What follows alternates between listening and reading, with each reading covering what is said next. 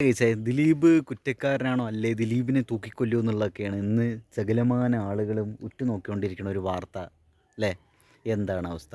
ഇപ്പം എലക്ഷനായി, നമ്മുടെ മൂക്കിൻ്റെ തുമ്പത്തെ എലക്ഷനായി. എന്നിട്ട് ആ എലക്ഷൻ ഇങ്ങനെ കൊടുമ്പിരി കൊള്ളുന്ന സമയത്ത് പോലും നമുക്ക് അതിനൊക്കെ കൂടുതൽ താല്പര്യം ദിലീപിൻ്റെ കാര്യമാണ് തോന്നുന്നത് കേസ്.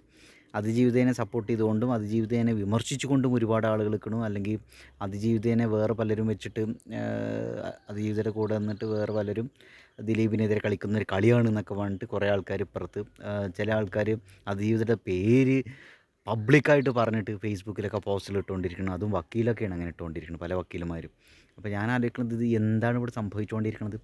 സാധാരണ രീതിയിലുള്ള ഒരു ആളുകളുടെ ഒരു കോമൺ സെൻസ് അല്ലെങ്കിൽ ഒരു സെൻസിബിലിറ്റിയുടെ അപ്പുറത്തേക്ക് ഈ ഒരു കേസ് പോയോണ്ടിരിക്കണമെന്ന് തോന്നുന്നു. കേസ് ഇപ്പോൾ തുടക്കത്തിൽ തന്നെ ഇപ്പോൾ ഇതിൻ്റെ കാര്യം എന്താ വെച്ചാൽ അതിജീവിത വളരെ കോൺഫിഡൻ്റായിട്ട് മുന്നോട്ട് വന്ന് കേസ് ഫയൽ ചെയ്തു. ആ കാര്യത്തിലൊക്കെ എന്താ വലിയ രീതിയിൽ സപ്പോർട്ട് സമൂഹം അവർക്ക് കൊടുക്കുകയൊക്കെ ചെയ്തിട്ടുണ്ട്. അപ്പോൾ സാധാരണ എന്താണെന്ന് വെച്ചിട്ടുണ്ടെങ്കിൽ ആളുകളങ്ങനെ മുന്നോട്ടങ്ങനെ വരാനൊക്കെ പലരും മടിക്കും. ആ ട്രോമയിൽ നിന്ന് വരാനൊക്കെ ഭയങ്കര പാടായിരിക്കും. അവർ സപ്പോർട്ട് ചെയ്യാൻ അവരുടെ ഫ്യൂച്ചർ ഹസ്ബൻഡ് ഇപ്പോൾ ഒരു മാരീഡായി അല്ലേ, പിന്നീട് അവരൊക്കെ കൂടെ നിന്നു എന്ന് പറഞ്ഞ വലിയ കാര്യമാണത് കേസ്. സാധാരണ എന്താണെന്ന് വെച്ചിട്ടുണ്ടെങ്കിൽ അങ്ങനെ പലരും കൂടെ നിൽക്കില്ല, അല്ലെങ്കിൽ ഇത് പുറത്ത് പറയരുത്, അത് പ്രശ്നമായിരിക്കും, നമ്മുടെ ജീവന് പ്രശ്നമായിരിക്കും, നമ്മുടെ കുടുംബം ഇല്ലാണ്ടാക്കി കളയും അവർ എന്നൊക്കെ പറഞ്ഞിട്ട് അങ്ങനെ അവസ്ഥയിലൊക്കെയാണ് സാധാരണ പലപ്പോഴും ഭീഷണിയൊക്കെ സംഭവിക്കില്ലേ. ഇവിടെ കേസ് നടന്നുകൊണ്ടിരിക്കുമ്പോൾ സാക്ഷികൾ കൂറുമാറിയിട്ടുണ്ടെങ്കിൽ ഏറ്റവും അവസാനം എന്താ കാര്യം സത്യം വിജയിക്കുമെന്ന് തന്നെയാണ് നിങ്ങളെപ്പോലെ ഞാനും വിചാരിക്കുന്നത്. അപ്പോൾ ദിലീപ് ഇതിൽ തെറ്റുകാരനാണോ അല്ലേ ഒന്നും അറിയില്ല. എന്തായാലും ദിലീപിനെതിരെ വലിയ രീതിയിലുള്ള ഒരു സംഗതി ഇവിടെ നടന്നുകൊണ്ടിരിക്കുന്നുണ്ടായിരുന്നു. അതിജീവിതക്കെതിരെ ആളുകൾ സംസാരിക്കുന്നുണ്ടായിരുന്നു അല്ലേ. എന്തായാലും എനിക്ക് തോന്നുന്നത് അത് സിനിമ ഫീൽഡ് ആയതുകൊണ്ടാണോ ഇങ്ങനെ? ഇതിലിപ്പോൾ എന്താ വേറെ കുറേ കളികളുണ്ടാവില്ലേ. ഇപ്പോൾ ഓഫറിൻ്റെ കാര്യം, കാശിൻ്റെ കാര്യം, അല്ലെങ്കിൽ പവറിന് വേണ്ടിയിട്ടുള്ള കളികൾ, അങ്ങനെ ഇങ്ങനെ എന്നൊക്കെ പറഞ്ഞിട്ട് ഒരു കുഞ്ഞ് ഡോണാണ് ദിലീപ് എന്നുള്ള ലെവലിലാണ് ആളുകൾ ദിലീപിനെ കണ്ടിരുന്നത്. അപ്പോൾ ദിലീപ് അന്ന് എന്നോട് അത് ചെയ്തു, അങ്ങനെ ചെയ്തു, എന്നെ മൈൻഡ് ചെയ്തില്ല, എന്നെ പിച്ചി മാന്തി കടിച്ചു എന്നൊക്കെ പറഞ്ഞിട്ട് അതുകൊണ്ട് ഇവൻ ഇത് ചെയ്തുകൊണ്ട് അവൻ കുറ്റക്കാരൻ തന്നെയാണ്, അവൻ ഭൂലോക റേപ്പിസ്റ്റാണെന്ന രീതിയിലാണ് പല ആളുകൾ, അല്ലെങ്കിൽ ബ്രെയിനാണെന്ന രീതിയിലാണ് പല ആൾക്കാരും ഇങ്ങനെ സംസാരിച്ചുകൊണ്ടിരുന്നത്, പല പേര് പോലും കേൾക്കാത്ത സംവിധായകരൊക്കെ അല്ലേ. അപ്പോൾ എന്തായാലും ഗൈസ്, നിങ്ങളെപ്പോലെ ഞാനും മുറ്റ് നോക്കിക്കൊണ്ടിരിക്കുകയാണ് എന്താണ് ഇതിൽ വിധി വരുന്നത്, എന്താണ് സംഭവം എന്നൊക്കെ. അഖിൽമാരെ എന്തായാലും ദിലീപ് നിരപരാധിയാണെന്നുള്ള ലെവലിൽ ഉറച്ചു നിന്നുകൊണ്ടാണ് മൂപ്പരുടെ ഒരു സ്റ്റാൻഡ് ഉണ്ടായിരുന്നത് അല്ലേ. അപ്പോൾ ഫേസ്ബുക്കിൽ ഇതാ കുറച്ച് മുമ്പ് നോക്കിയപ്പോഴും കണ്ടു അഖിൽമാരുടെ സത്യം വിജയിക്കും എന്നൊക്കെ പറഞ്ഞിട്ട് ഒരു 10-20-25 മിനിറ്റ് മുമ്പ് ഇട്ട ഒരു പോസ്റ്റാണ് ഞാൻ വീഡിയോ എടുക്കുന്ന സമയത്ത് രാവിലെ. അപ്പോൾ എന്തായാലും ഗൈസ് എന്താവും അറിയില്ല.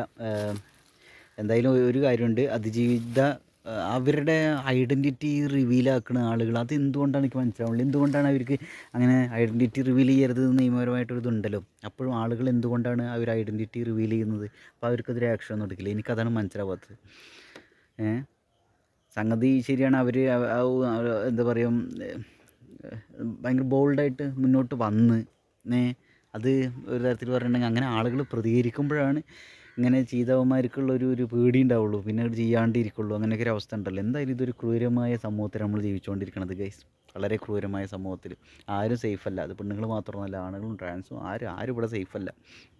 അപ്പോൾ ഇങ്ങനെ പവർ പൊളിറ്റിക്സ്, മണി പൊളിറ്റിക്സ്, അതേപോലെ തന്നെ ഐഡിയോളജിക്കലായ പൊളിറ്റിക്സ്, ഇങ്ങനെയുള്ള ഇതിൻ്റെയൊക്കെ പേരിൽ പലപ്പോഴും ഇങ്ങനെ ബലിയാടായപ്പോഴും പലരുടെയും ലൈഫും, പലർക്കും ട്രോമ ആവും, പലരും സൂയിസൈഡ് ചെയ്യും.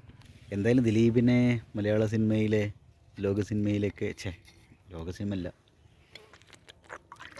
മലയാള സിനിമയിലെ ഒരു ഡോണായിട്ട്, കുഞ്ഞ് ഡോണായിട്ടാണ് ആളുകൾ കരുതുന്നു തോന്നുന്നതിന് ശേഷം. അതുമല്ല, അത് കാവ്യമാധവൻ, മഞ്ജു വാര്യർ എന്നൊക്കെ പറഞ്ഞിട്ട് അവരുടെ റിലേഷൻഷിപ്പ് എക്സ്ട്രാ മറിച്ചിൽ കാരണം കൊണ്ടാണ് ദിലീപ് ഇതിൽ അങ്ങനെ ചെയ്തത്. മഞ്ജു വാര്യർ ദിലീപിനെതിരായിട്ട് മൊഴി കൊടുത്തു എന്നൊക്കെ പറഞ്ഞിട്ട് വേറൊരു കൂട്ടം ആളുകൾ. എന്തായാലും ഇത് ആളുകൾക്ക് അർമാദിക്കാനുള്ള ഒരു സംഗതിയായിട്ട് കൂടി ഇത് മാറിയിട്ടുണ്ട് കേസ്. നിയമപരമായ വശങ്ങളൊക്കെ മറന്നിട്ടേ അതിജീവിതയുടെ പേര് വെളിപ്പെടുത്തുക, എക്സ്ട്രാ മറിച്ചിൽ സംഗതികളായിട്ട് ഇതിനെ ലിങ്ക് ചെയ്യുക, അതുപോലെ പൊളിറ്റിക്കലായി വേറെ കുറേ കാര്യങ്ങളായിട്ട് ഇതിനെ ലിങ്ക് ചെയ്യുക, അങ്ങനെ എന്തൊക്കെ കാര്യങ്ങൾ. എന്തായാലും ഇതൊരു സാധാരണ രീതിയിലുള്ള പീഡനത്തെ ഒരിക്കലും നോർമലൈസ് ചെയ്യാൻ പറ്റില്ല കേട്ടോ. ഞാൻ അങ്ങനെയല്ല ഞാൻ പറഞ്ഞു വരുന്നത്. ഞാൻ ഇവിടെ സംഭവം എന്താ വെച്ചാൽ, സാധാരണ ഒരു കേസ് പോലെയുള്ള ഒരു രീതിയിലേക്കല്ല ആളുകൾ ഇതിനെ ഡീൽ ചെയ്തിട്ടുണ്ടായിരുന്നു തുടക്കത്തിൽ എന്നാണ് എനിക്ക് തോന്നിയിട്ടുള്ളത്.